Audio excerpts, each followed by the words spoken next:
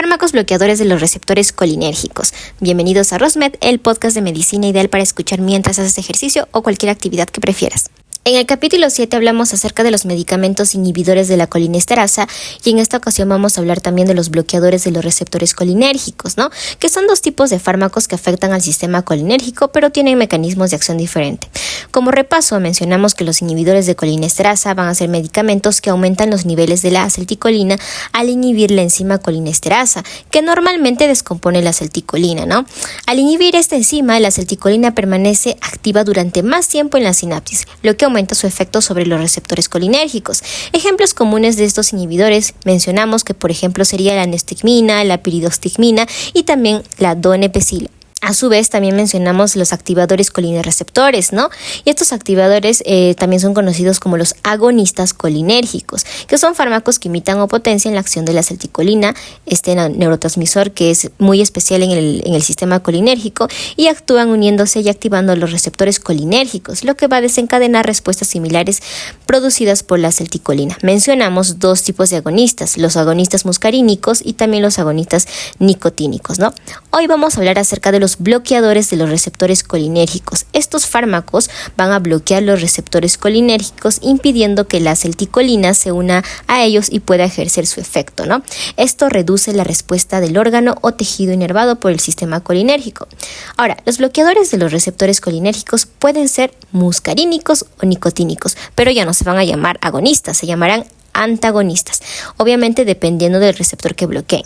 Entonces, ejemplos comunes van a incluir como por ejemplo la atropina, la escopolamina, que bloquean los receptores muscarínicos, y por ejemplo también el de dubucarina, que también se incluye dentro de estos fármacos, que también van a bloquear los receptores nicotínicos.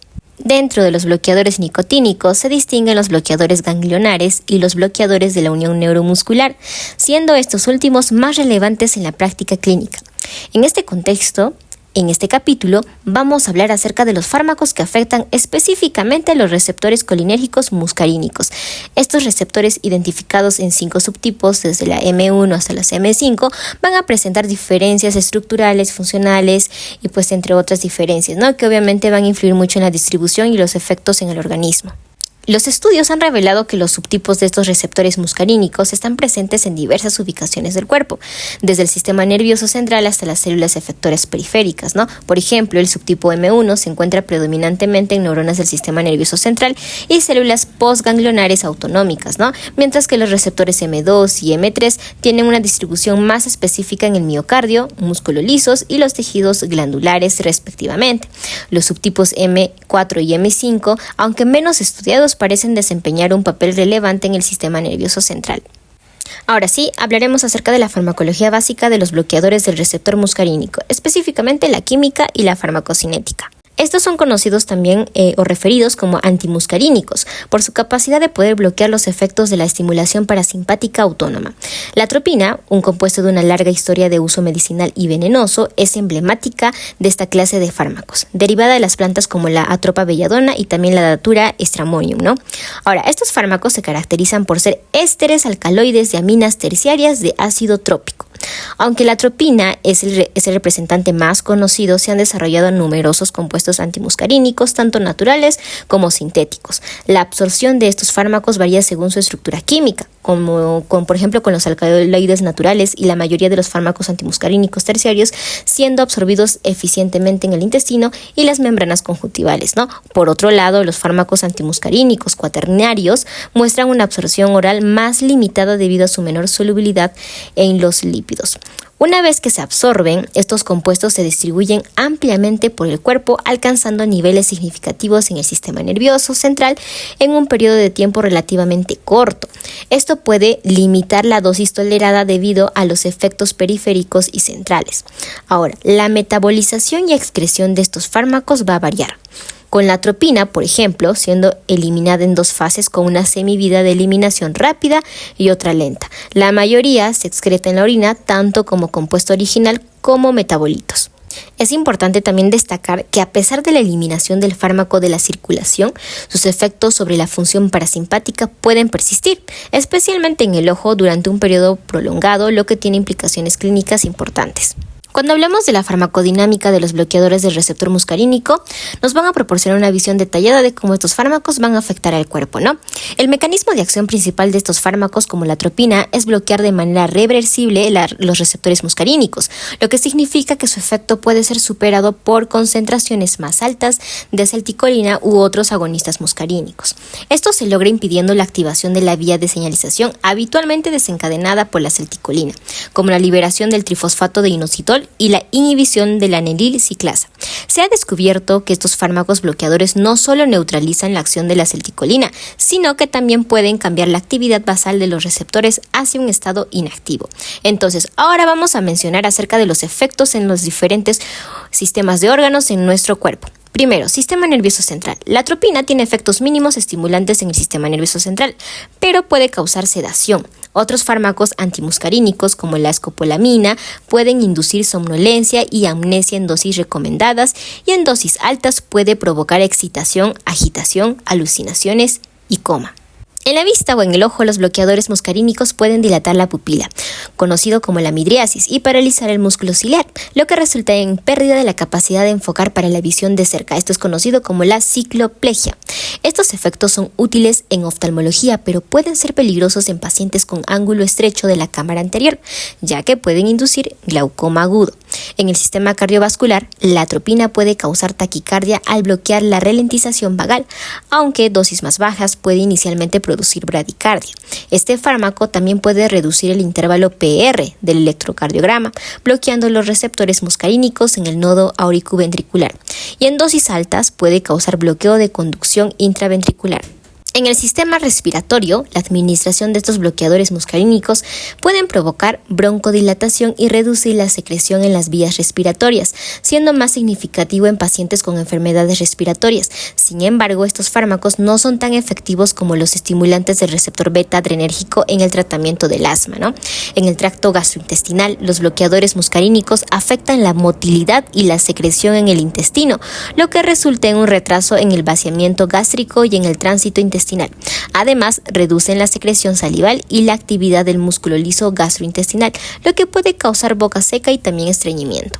En el tracto genitourinario, estos fármacos relajan el músculo liso de los uréteres y la vejiga como tal, lo que puede ralentizar la micción. Entonces, esto puede ser útil en el tratamiento de ciertas condiciones, pero también puede provocar retención urinaria en hombres con hiperplasia prostática. Y por último, las glándulas sudoríparas, ¿no? Estos bloqueadores muscarínicos suprimen la sudoración termorreguladora al inhibir la actividad de las glándulas sudoríparas.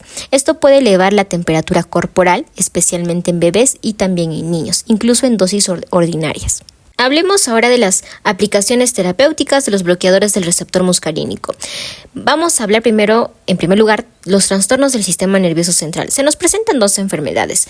La enfermedad del Parkinson, que es una enfermedad neurodegenerativa que se caracteriza por la disminución de la dopamina en el cerebro, lo que resulta en síntomas motores como temblores, rigidez y dificultad para poder moverse.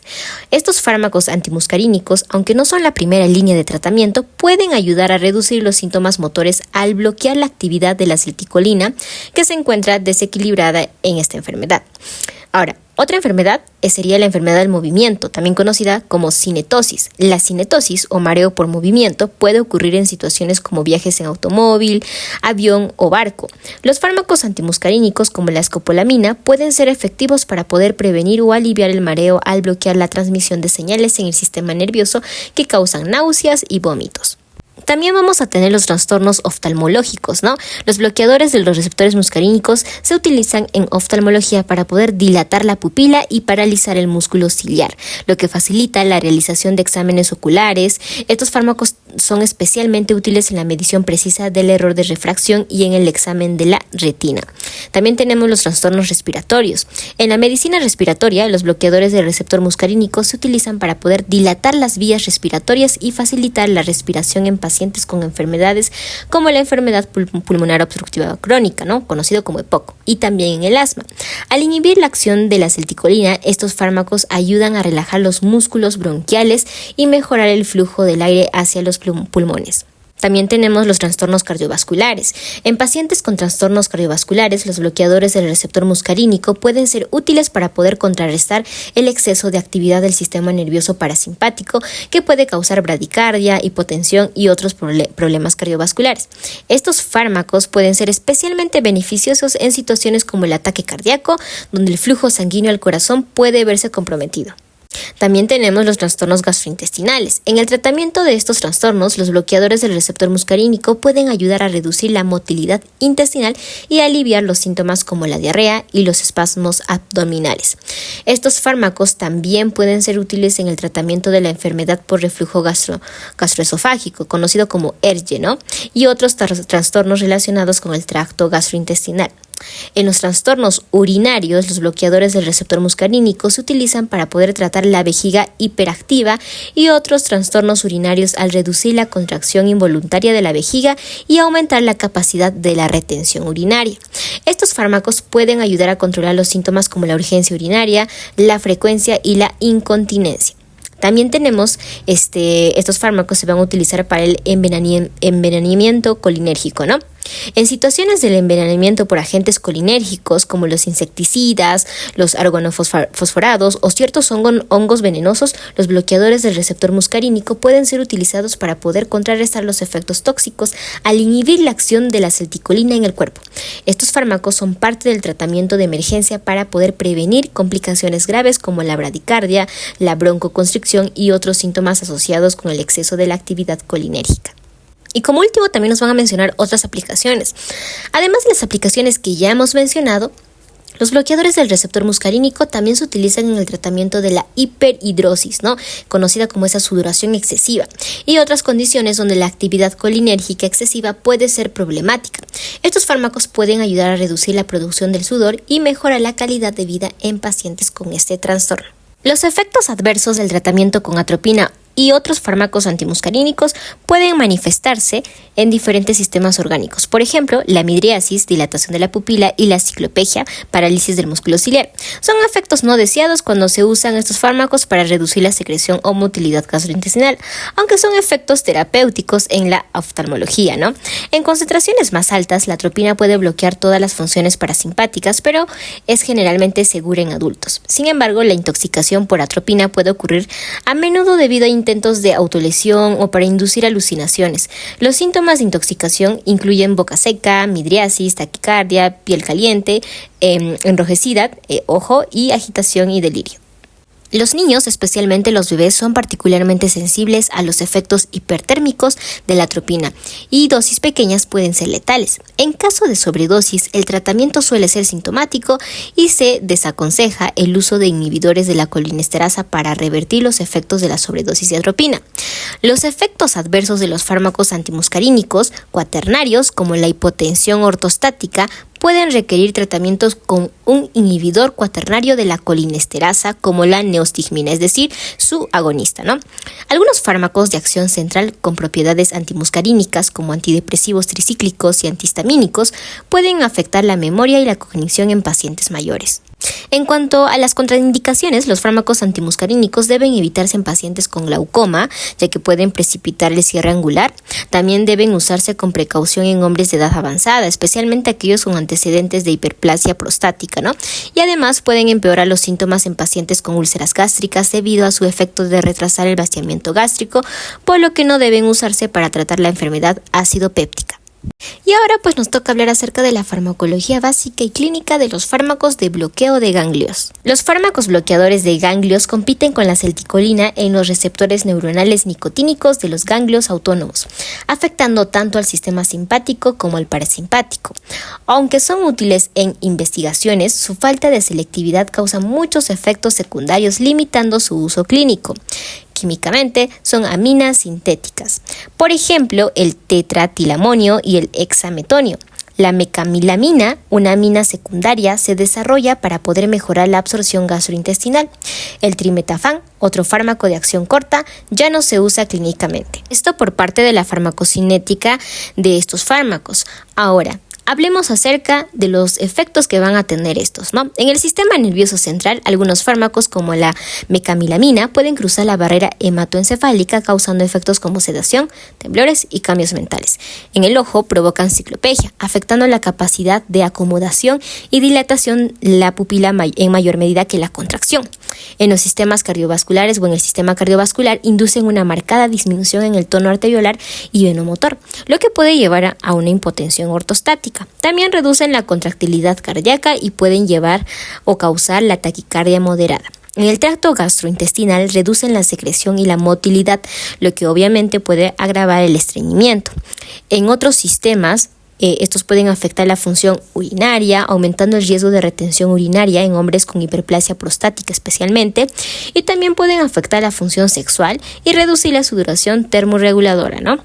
Ahora, se nos menciona algo muy importante, que es la respuesta a fármacos autónomos, ¿no? Los pacientes tratados con estos fármacos responden completamente a otros fármacos autónomos, como los agonistas adrenérgicos, pero pueden tener respuestas exageradas debido a la ausencia de reflejos homeostáticos moderados, ¿no? En cuanto a sus aplicaciones clínicas y la toxicidad, estos fármacos bloqueadores del ganglio son poco comunes en la práctica clínica debido a la disponibilidad de agentes más selectivos. La mecamilamina, que bloquea los receptores nicotínicos centrales, se han sugerido como complemento al parche de la nicotina para reducir el deseo de fumar en pacientes que intentan dejar el hábito. La toxicidad de estos fármacos se limita a efectos autonómicos, que generalmente son intolerables para la mayoría de los pacientes, excepto para un uso a corto plazo. Y de esta manera, pues hemos acabado el capítulo 8 de la bibliografía de Catson. Así que si te gustó, dale like y suscríbete.